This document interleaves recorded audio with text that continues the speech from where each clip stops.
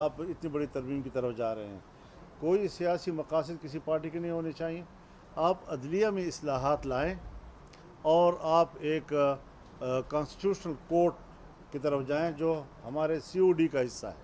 यानी ये 2006 का एक अहद पैमान है जिस पर हम कायम हैं जी। लेकिन अगर उसके झैल में जब आप कानून साजी करते हैं या आप आइनी तरमीम लाते हैं, उसमें आप बुनियादी हुकूक को भी डुबो लेते हैं और उसमें आप मिलिट्री को इतना मजबूत करें कि हर सतह पर फ़ौज नज़र आए, तो फिर मार्शल लॉ और इस तरमीम में क्या फ़र्क है?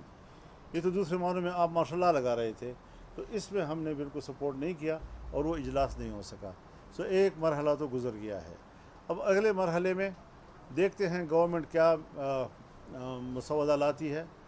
पीपल्स पार्टी और GUI के दरमियान भी बात हुई है, वो भी एक मसौदा बना रहे हैं, हम भी, और एक दूसरे के साथ शेयर करेंगे। PTI भी एक मसौदा बना रही है और हम भी बना रहे हैं और वो हमारे साथ शेयर करेंगे। इस तरीके से हम चाहेंगे कि एक इत्तिफाक राय के साथ एक तरमीम लाई जाए ताकि ये मुल्क के अंदर किसी सियासी हंगामे का ज़रिया न बने बल्कि वाकई इस्लाहात का ज़रिया बने।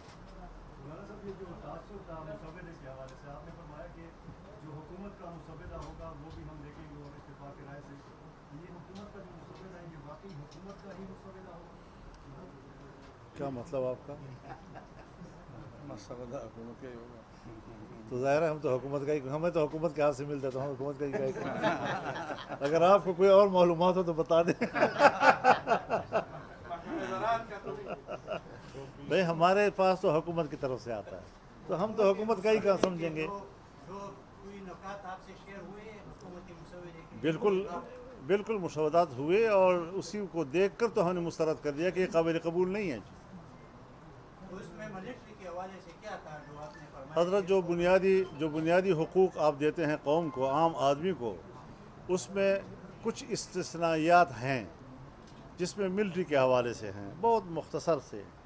तो उस छोटे से इस्तिस्ना को वसअत दी गई और जो बुनियादी हुकूक का दायरा है उसे तंग कर दिया गया। और इसके आगे कोर्ट के निज़ाम में ऐसी तब्दीलियाँ लाना कि कोर्ट के निज़ाम को ख़राब करने का बायस तो बन रही थी लेकिन उसमें इस्लाह का सबब नहीं बन रहा था जी। तो बहुत सी चीज़ें ऐसी हैं कि जिसमें हम समझते हैं कि पार्लियामान जो है वो ख़ुद मुख्तार रहे, उसकी ख़ुद मुख्तारी पर और उसकी बालादस्ती और सुपरमेसी पर कोई कंप्रोमाइज़ नहीं होना चाहिए। और तरमीम भी लाएँ तो ऐसी तरमीम कि जिससे पब्लिक को रिलीफ मिले, जमहूरियत मुस्तहकम हो और हर पार्टी को अपना मंशूर जो है वो पार्लियामेंट में लाने की सलाहियत हो। लेकिन ये है कि अब पार्लियामेंट हमें अल्लाह ने ऐसी नसीब की है कि हम उसको आवाम के मैंडेट नहीं समझते।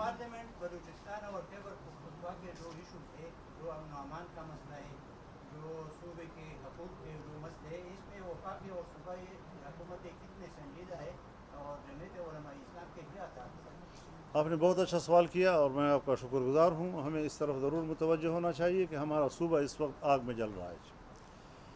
यानी इस वक्त तक मेरे पास जनूबी वज़ीरिस्तान, चाहे वज़ीर कबीले से ताल्लुक़ हो, चाहे मासूद कबीले से ताल्लुक़ हो, उनके वफूद मेरे पास आए हैं। शुमाली वज़ीरिस्तान के उस्मानज़ी कबीले के लोग मेरे पास आए हैं। कुरम एजेंसी के लोग मेरे पास आए हैं। अब भी वहाँ पर जंग शुरू है, लोग एक दूसरे को कत्ल कर रहे हैं और रियासत खामोश है। ये हमारे खैबर एजेंसी के कोकी खेल कबीले के लोग आए हैं हमारे पास, अफरीदी लोग। तो कोई ऐसा एजेंसी नहीं है कि जिनके वफूद कम से कम मेरे पास बराह ना आए हों। और ये सब तशवीश का इजहार कर रहे हैं। किसी को घरों के मुआवजे नहीं मिल रहे, तो गरीब लोग हैं, घर तबाह हो गए उनके, दोबारा बनाने के काबिल नहीं हैं। कुछ लोग हैं कि इतने तवील अपने मुल्क में हिजरत का दौर मुकम्मल करके भी अभी घरों को वापस नहीं जा सकते और फ़ौज उनको वापस नहीं जाने दे रही। तो इस सारी सूरत हाल में हमारे कबाइल जो हैं मेरे ख़्याल में इंज़िमाम से पहले के हालत में अच्छे थे, इंज़िमाम के बाद में जो है वो ज़्यादा परेशान है जी और ज़्यादा किस्म की मुश्किलात से गुज़र रहे हैं। अब न फाटा रहा न सेटल रहा, इस बीच में क्या चीज़ है समझ में नहीं आ रही। इस वक्त फाटा का अवाम मज़लूम है, मज़लूम। और यही सूरत हाल हज़रत बलूचिस्तान की भी है। हमारे यहाँ भी लापता लोग हैं, बेतहाशा लोग हैं, इसी तरह लापता लोग बलूचिस्तान में हैं, वो भी अपने प्यारों के लिए रो रहे हैं और यही उनकी सबसे बड़ी प्रायोरिटी है। और ये चीज़ें जो हैं इस वक्त बदअमनी की सूरत हाल है, मुसल्लह गिरोह हर जगह आज़ाद हैं, कंट्रोल उनका है, स्टेट की रिट ख़त्म हो चुकी है, हम किन झगड़ों में पड़े हुए हैं और मुल्क किधर जा रहा है, प्रायोरिटी को तय करना चाहिए, तरजीहात क्या हैं हमारी, इस पर हुकूमत नहीं सोच रही। आज पेशावर में एक सेमिनार हुआ है फाटा मर्जर के हवाले से और कबाइल के मसाइल के हवाले से, और सारे वो लोग थे जिन्होंने फाटा मर्जर का फैसला किया। शायद खाकान अब्बासी साहब उस वक्त वज़ीर आज़म थे, वो भी उसमें शरीक थे, और उस वक्त के चीफ सेक्रेटरी और उस वक्त के जितने भी डेवलपमेंट्स थे वो आज सारे मिल बैठे थे, और उन्होंने एक बार फिर मुतालबा किया है कि फाटा के अवाम के साथ जो वादे हुए हैं वो पूरे किए जाए। या आईनी तरमीम में कबायली इलाकों के मसाइल और रिसोर्सेज और ये जो मर्जर के इशूज़ है, क्या इसको एड्रेस किया जा सकता है? खाकान अब्बासी साहब मेरे घर तशरीफ़ लाए थे, इस मौजू पर बड़ी तफसीली गुफ्तगू हुई और वो सारा पस मंज़र उनको मालूम था। खाकान अब्बासी साहब मेरे घर तशरीफ़ लाए थे उस वक्त जब ये तरमीम अभी नहीं हुई थी, तो 25 मुतालबात में से 4 मुतालबात जो हमारे थे जिस पर हमें इख्तलाफ था, उससे वो विड्रा हो गए थे। विड्रा होने के बाद कहाँ से हुक्म आया? ज़ाहिर है कि मुझे मालूम है कि अमरीकी अफसर कौन था जो आया और उसने कहा कि फाटा मर्जर इज़ मस्ट। ये अल्फाज वो हैं जो मेरे सामने कहे गए हैं।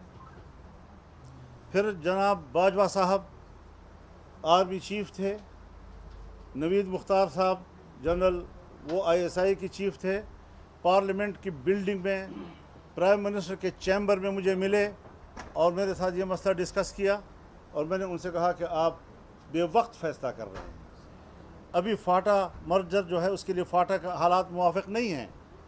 हमने बहुत तजवीज़ें दी लेकिन वो बज़िद थे कि जी अमेरिका का दबाव है, जी अमेरिका का दबाव है। तो अगर हम मुल्क के अंदर ख़ुद मुख्तार नहीं हैं और हमने मुल्क के अंदर के फ़ैसले और तब्दीलियाँ अमेरिका के दबाव पर लानी है, तो आप मुझे बताएं कि हम किस बुनियाद पर कह रहे हैं कि हम एक आज़ाद कौम हैं और हम एक आज़ाद मुमलिकत में रह रहे हैं। तो ये एक बड़ा संजीदा सवाल है हमारे मुल्क के लिए। फाटा के अवाम के साथ इंज़िमाम की सूरत में जो जुल्म हुआ है, आज तक उसकी तलाफ़ी नहीं हो सकती। इस वक्त तक उनको 800 अरब रुपए मिलने चाहिए थे, 800 अरब, और अभी 100 अरब मुश्किल से उनको पूरे हुए हैं। 8 साल के बाद हर साल उनको 100 अरब मिलने थे। तो इस फाटा के अवाम ने क्या जुर्म किया है? फाटा के अवाम ने तो मुल्क का दिफा किया है, वो आपका एक सरहदी दिफा का किरदार अदा करते रहे हैं। इसलिए इन इज्तिमाआत से और सेमिनारों से कुछ नहीं होगा। अपनी गलती का एतराफ़ करें, कहें कि हमने फाटा के अवाम के साथ जुल्म किया था, हमने जबर किया था। और मैं चैलेंज करता हूँ, आज भी स्टेट को भी चैलेंज करता हूँ, गवर्नमेंट को भी चैलेंज करता हूँ कि फिर फाटा के अंदर लाएँ रेफरेंडम को और आवाम से पूछे कि अवाम क्या चाहते हैं। ज़बरदस्ती हम दुनिया में कौमों पे जबर कर रहे हैं और ज़बरदस्ती कर रहे हैं। तो ये जो फैसले हुए हैं हज़रत पहले सोचना चाहिए, अब बाद अज़ मर्ग वावेलों की क्या ज़रूरत है।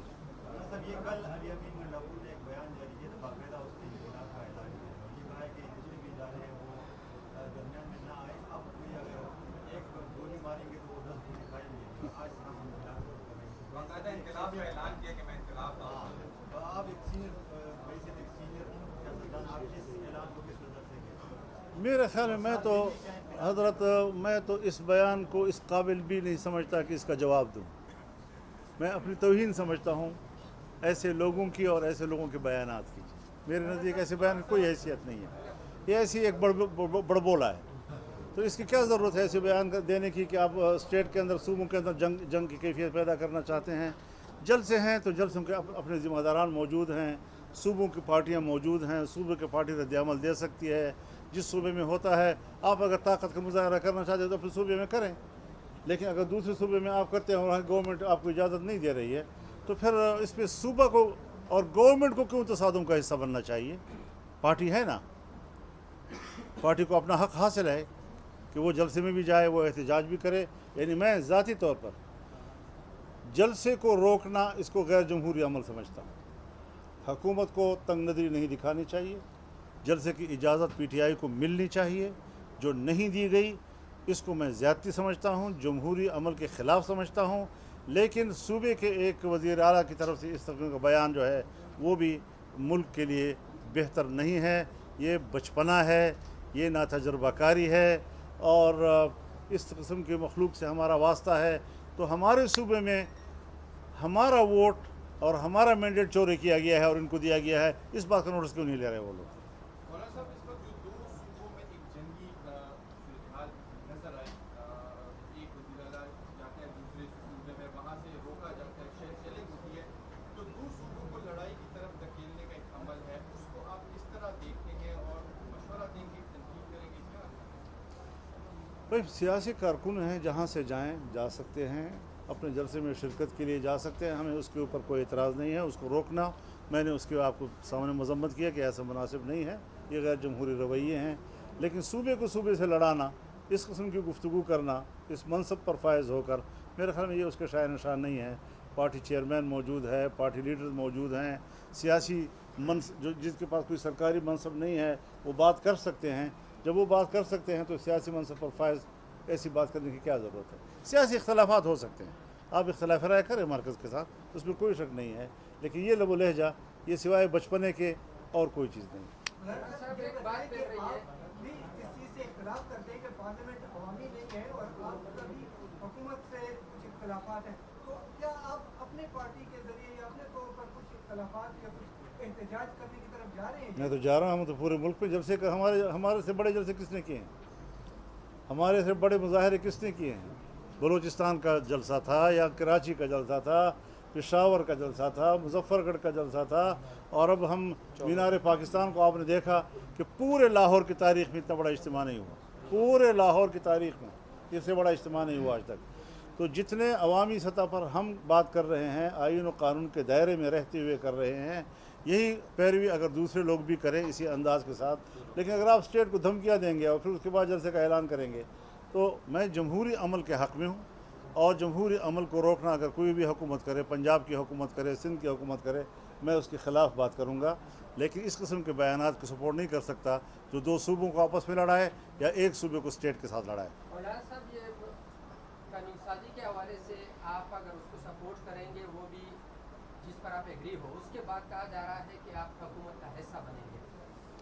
میں نے اسمبلی میں بات کی ہے، اس سے زیادہ ذمہ دار فورم تو اور نہیں ہو سکتا نا، کہ ہم اپوزیشن میں ہیں اور اپوزیشن میں رہیں گے، اس کے بعد پھر اس کو آگے کیا بخانا چاہیے۔ اچھا مولانا صاحب، وفاقی وزیر خزانہ نے کہا ہے کہ ہم آخری بار IMF کے پاس جا رہے ہیں، کیا واقعی آخری بار جا رہے ہیں IMF کے پاس؟ حضرت آپ کا اسٹیٹ بینک IMF کے ہاتھ میں ہے، آپ کا بجٹ IMF تیار کر کے دے رہا ہے، اس قسم کی باتیں سیاسی بیان تو ہو سکتے ہیں، لیکن انہی لوگوں کی پالیسی نے تو ہمیں غلام بنا رکھا ہے معاشی طور پر۔ مولانا صاحب، اگر کل کو حکومت JY کی آتی ہے، مرکزیت میں حکومت ہوگی آپ لوگ کی، تو کیا IMF سے پھر بھی بات ہوگی اس حکومت کی؟ میں کل کی بات آج نہیں بتا سکتا کہ کیا ہمیں جو صورتحال، ہر چیز میں آپ کی پالیسیاں میٹر کرتی ہیں، پالیسیاں تدریجی طور پر آپ کو مشکل سے نکالتی ہیں، یہ نہیں کہ آپ کی حکومت آئی تو ایک ہی دن میں تعلیم مفت ہو گئی، اور آپ کی حکومت آئی تو ایک ہی دن میں صحت جو ہے مفت ہو گئی، اور آپ کی حکومت آئی تو ایک ہی دن میں آپ IMF سے، ہر چیز کی ایک پالیسی ہوتی ہے۔ ہم نے جس طرح اپنے صوبے میں پرائمری سے شروع کیا اور FA تک کتابیں مفت مہیا کے لوگوں کو، ہم نے ایک ضلع سے شروع کیا اور 12 اضلاع میں A لیول کے ہاسپٹل ہم نے بنائے تھے، ہم نے تعلیم میں کتنی ترقی کی اور کہاں تک ہم پہنچے، یہ ساری چیزیں تدریجی طور پر ہوتی ہیں، بشرطے کہ آپ کی پالیسی تو ہو۔ تو جب ہماری پالیسی IMF کے نجات کی ہوگی تو تدریجی طور پر یقیناً ہم ان سے آزادی حاصل کرنے کی طرف جائیں گے۔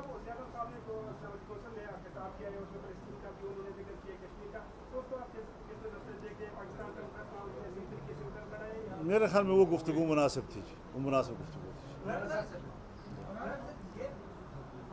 مولانا صاحب، ایک تو امت مسلمہ نماز کا شکار ہے، اور دوسرا ہماری ریاست اور ہماری حکومت کی تجزیات وہ کچھ اور ہے، اور ہماری سیاسی جماعتوں کی تجزیات بھی کچھ اور ہے۔ یہ جو ہمارا صوبہ پاٹا مرجر کے بعد بالکل براہ راست لگا ہے پاکستان کے ساتھ، آپ تو پاکستان گئے، اپنے وقت کے ساتھ گئے، موجودہ دنوں میں کوئی ایسی تجویز ہے کہ سیاسی جماعتیں اس میں کردار ادا کریں یا آپ جیسی شخصیات اس میں کردار ادا کریں، کم از کم افغانستان اور پاکستان کے معاملات درست سمت میں چلنا شروع ہو جائے؟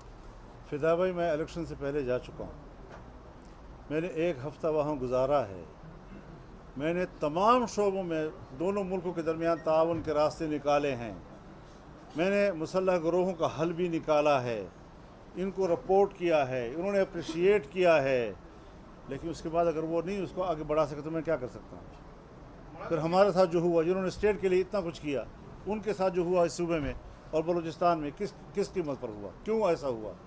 تو یہ ساری چیزیں اپنی جگہ پر ہیں۔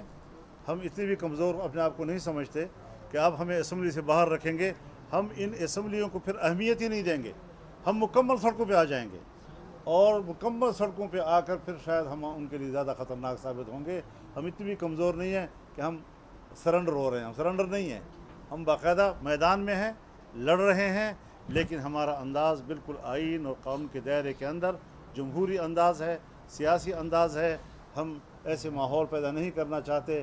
سوال سارے ان سے ہیں، اسٹیٹ سے ہیں، کہ جس دہشت گردی کے خلاف آپ 2010 سے لڑ رہے ہیں، سوات سے لے کر پورے پختونخوا کو آپ نے بے گھر کر دیا، ہماری عزتیں گھروں سے نکل گئیں، در بدر ہو گئیں، آج تک مہاجر ہیں اپنے ملک کے اندر، اور آج اس سے کئی گنا زیادہ مسلح گروہ اس وقت ہمارے ہاں ڈیرہ اسماعیل خان میں، لکی مروت میں، ٹانک میں، بنو میں، وزیرستان میں اس وقت جب ہم اور آپ بیٹھے ہیں تو تھانے بند ہو جاتے ہیں اور سڑکیں ان کے حوالے ہوتی ہیں، دیہاتیں ان کے حوالے ہوتی ہیں۔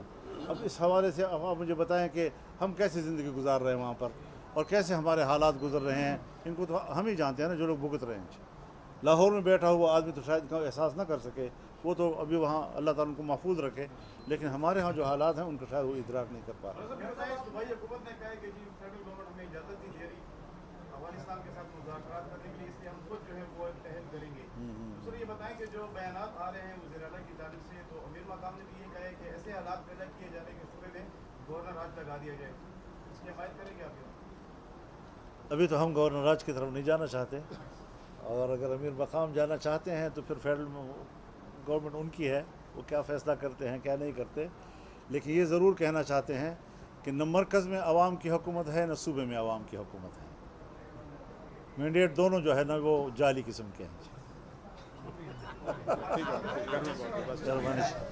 یہ موبائل کس کا ہے؟ موبائل یہ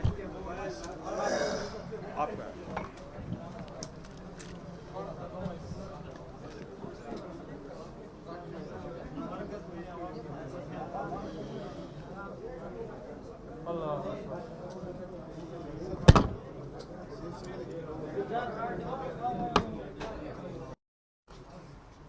وصلی اللہ علی النبی الکریم وعلی آلہ وصحبہ وبارک وصلی اللہ علی النبی الکریم وعلی آلہ وصحبہ وبارک وسلم۔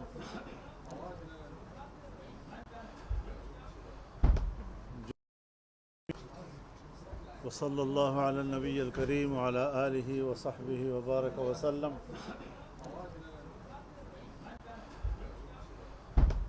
جمعیت علماء اسلام پاکستان ہر 5 سال کے بعد پورے ملک میں عوامی سطح پر رکن سازی کرتی ہے، اور رکن سازی کے لیے باقاعدہ ہم 4-5 مہینے دیتے ہیں۔ اس دفعہ تو ہم نے بہت کم وقت دیا، کوئی 2.5 مہینے ہم نے دیے۔ ہمارے جو چیف الیکشن کمشنر ہیں مولانا عطاء الحق درویش صاحب جی، اس کے بعد پھر تنظیم سازی شروع ہوئی، اور آج اس تنظیم سازی کا آخری مرحلہ تھا۔ مرکزی سطح کے انتخابات ہوئے، یہاں پر بھی جو فیصلے ہوئے وہ بلا مقابلہ ہوئے، اور امیر اور جنرل سیکرٹری جو ہے ان کا انتخاب بلا مقابلہ ہو گیا جی۔ تو نئی ذمہ داریوں کے ساتھ ہم پہلی مرتبہ پشاور کے صحافی ساتھیوں کے ساتھ باہم گفتگو ہیں۔ جہاں تک آپ کے سوال کا تعلق ہے، عرب ممالک کو اس بات پر غور کرنا ہوگا کہ اسرائیل عرب دنیا اور پورے خلیج تک اپنی جنگ کو وسعت دینا چاہتا ہے۔ اب مسئلہ صرف فلسطینیوں کا نہیں رہا۔ اس وقت اگر عرب دنیا خاموش رہتی ہے اور وہ عملی طور پر ایک مشترکہ دفاعی نظام نہیں بناتی، تو یہ آگ پورے عرب دنیا کو لپیٹ میں لے سکتی ہے۔ اس لیے سب کو ہوشیار رہنا چاہیے، الرٹ ہو جانا چاہیے، باہمی رابطوں کی طرف ہمیں جانا چاہیے. اور اس حوالے سے اقوام متحدہ میں جو پرائم منسٹر نے تقریر کی ہے، میرے خیال میں پہلی مرتبہ پاکستان نے کچھ اس حوالے سے اپنی زندگی کا ثبوت دیا ہے کہ ہم بھی زندہ ہیں اور بات کر سکتے ہیں. تو اچھا ہے کہ ہم اسلامی دنیا میں اس حوالے سے میں سوچتا ہوں کہ اس کی قیادت جو ہے پاکستان، سعودی عرب، ملائیشیا، انڈونیشیا اور مصر، یہ 5 ممالک جو ہیں اس وقت اس پوزیشن میں ہیں کہ اگر ان کا گروپ بن جائے اور اسلامی دنیا کو وہ اکٹھا کرے تو ہم ایک کمانڈ کے تحت جو اسلامی دنیا کا اور عرب دنیا کا دفاع کر سکتے ہیں. اس کے لیے سب کو منظم ہونا ہوگا. حسن نصر اللہ جو ہے یہ ایک دوسری بڑی قربانی ہے اسماعیل ہنیہ کے بعد، اور ایک بہت بڑا ایک ٹارگٹ ہے جو اسرائیل نے اچیو کیا ہے، اور جس سے یقیناً اعصابی طور پر ان کے حوصلے بلند ہو سکتے ہیں. تو ہمیں اپنے حوصلے ہارنے نہیں چاہیے، اللہ پر ہمیں توکل کرنا ہے. جہاد جاری رہے گا اور مسجد اقصیٰ کی آزادی تک انشاءاللہ العزیز یہ جہاد جاری رہے گا. مولانا صاحب، یہ جو آئینی ترمیم کا ایشو چل پڑا ہے تقریباً 1 مہینے کو ہے اور ابھی تک مسئلہ حل بھی نہیں ہوا. حکومت بھی آپ سے رابطے میں ہے، اپوزیشن کی جو بڑی جماعت ہے تحریک انصاف وہ بھی آپ کے ساتھ رابطے میں ہے، اور دونوں کا دعویٰ ہے کہ مولانا صاحب ہمارے ساتھ ہیں. تو آپ ذرا مزید واضح کر دیں اپنے ساتھ. یہ آپ کی صحافتی دنیا کی کمزوری ہے. آپ یرغمال ہو جاتے ہیں ہمیشہ سیاست میں 2 پارٹیوں کے بیچ میں. تھوڑا آپ ذرا ان دو پارٹیوں اور 2 طرف کے یرغمال سے باہر نکلیں اور ذرا سوچیں کہ پاکستان میں کوئی اور بھی ہے. تو جمعیت علماء نے واضح کر دیا ہے کہ تم 1000 دھاندلی کر کے ہمارے مینڈیٹ کو چراؤ، لیکن پبلک میں ہم ہیں. اور تھوڑی عدد کے ساتھ ہم نے بتا دیا ہے کہ جمعیت کو ہلکا مت لیا کرو، اور آئندہ بھی ہمارے اعصاب مضبوط ہیں. اگر دھاندلی کی گئی تو ہم پھر میدان میں ہوں گے. اور ہمارا کارکن اس حوالے سے زندہ ہے اور زندگی کا ثبوت دیا ہے انہوں نے. شاید اسٹیبلشمنٹ کا یہ خیال تھا یا ان کے ایک جرنیل کا یہ خیال تھا جو ہمیں معلوم ہے کہ وہ کون تھا، جس نے ہمارے صوبے میں ہلڑ بازی کی ہے، بلوچستان میں ہلڑ بازی کی ہے. تو ان کو معلوم ہونا چاہیے کہ 2018 میں جس طرح ہمارے حوصلے بلند تھے، 2024 میں بھی ہمارے حوصلے کم نہیں ہوئے. اور ہم نے 4 صوبوں میں ملین مارچ کر کے بتا دیا ہے کہ کارکن ہمارا زندہ ہے اور وہ اپنے ساتھ ناانصافی کو کسی قیمت میں برداشت کرنے کو تیار نہیں ہے. اب رہی بات پارلیمان کی، تو یہ پارلیمان تو اتنی بڑی ترمیم کا حقدار نہیں ہے. اس پارلیمان کا وہ مینڈیٹ نہیں ہے کہ وہ اتنا بڑا کام کر سکے. ہم سمجھتے ہیں کہ الیکشن ہو، حقیقی معنوں میں عوام کے صحیح نمائندے میدان میں آئیں، پارلیمنٹ پر عوام کا اعتماد ہونا چاہیے. اس جعلی قسم کے پارلیمنٹ سے اتنی بڑی آئینی ترمیم کرانا یہ بذات خود ایک ناانصافی ہے. تاہم ہم نے ایک بات کی ہے کہ ہم اگر پارلیمانی کردار بھی جاری رکھیں گے تو ہم نے ضرور پارلیمنٹ میں کچھ تجاویز دی ہیں، اور ہم نے ان سے یہ کہا کہ آپ یہ کیا شخصیات کے بیچ میں پھنس گئے ہیں. ہمیں یہ جج قبول ہے اور ہمیں یہ جج قبول نہیں ہے، اور ججوں کو اس لیے مدت ملازمت میں اضافہ دینا چاہیے اور اس لیے ہمارے ان کی تعداد میں اضافہ کرنا چاہیے. یہ تو پھر سیاسی مقاصد کے لیے آپ اتنی بڑی ترمیم کی طرف جا رہے ہیں.